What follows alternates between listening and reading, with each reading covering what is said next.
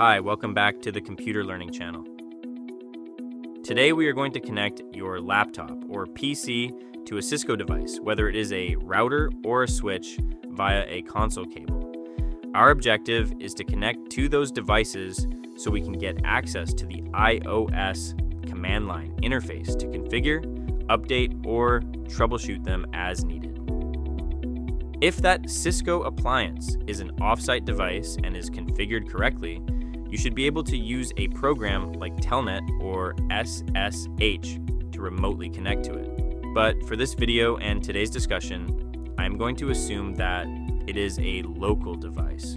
I will show you the step-by-step process of how to connect your computer to that router or switch so you can access the command line, and I will leave the configuration part for those devices for another video. Generally speaking, to connect to a Cisco device, you will need to connect to its console port using a console rollover cable.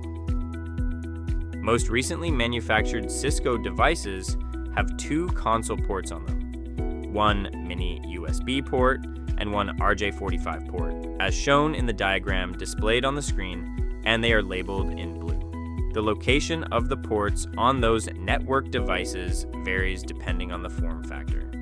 On some models, the console ports can be found on the front side, while on others, they can be found on the rear side of the device. So, what does a console cable look like? Most console cables I have seen are flat and blue in color. On one side, they have a RJ45 connector that looked like an Ethernet plug, and a USB-A connector on the other side. Older console cables that used to ship with Cisco devices still used the RJ45 connector on one side, but on the other side, a serial port connector was used instead of the USB-A, which meant you needed to buy a dongle that converted a USB port to a serial port. That solution was not very convenient because you had to go out and find the drivers for the dongle converter and make sure it was running before you can make any connections to any Cisco device. On the computer side, the serial port connector has since been retired in favor of a USB port. As for the router side, today the RJ45 is considered a legacy connector and is heavily featured in the enterprise gear.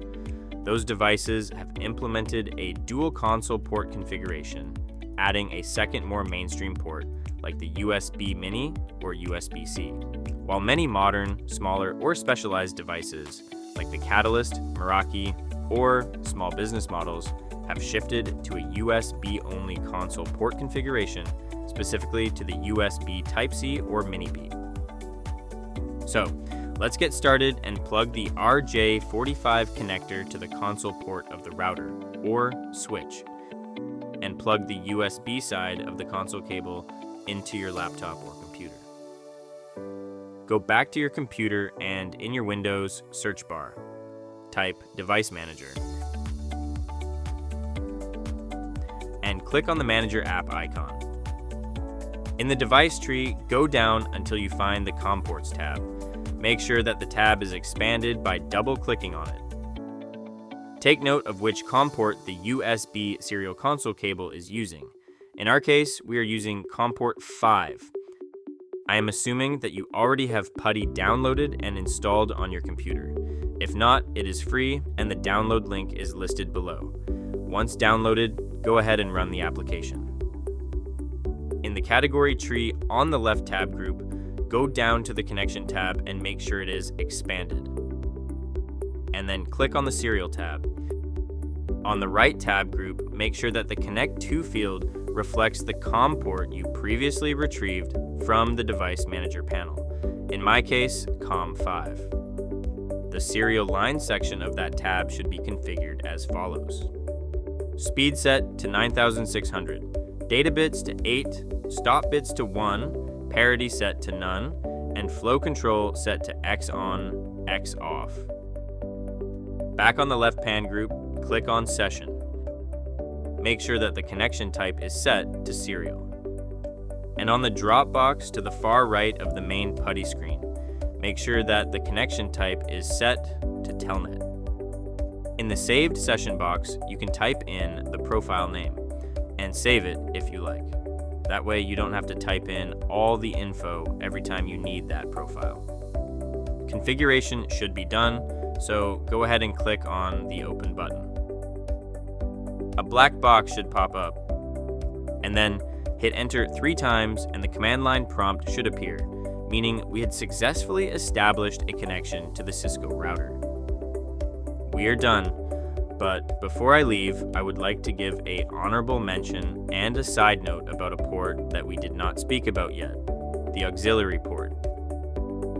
The AUX port lets you connect to the router using a phone line and modem remotely.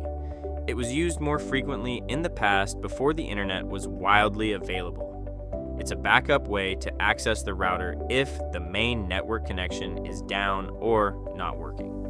The AUX port was designed for asynchronous connections using modems and was not intended for initialization like the console port, as it is intended to be used for out-of-band management. In modern networks, the AUX port is less commonly seen. It is safe to use the standard rollover console cable to connect to the AUX port, but for it to work, you will have to use reverse telnet, and that is a discussion for another video. Thank you for watching this tutorial. I hope it helped. Don't forget to like and subscribe, and I will see you on the next video.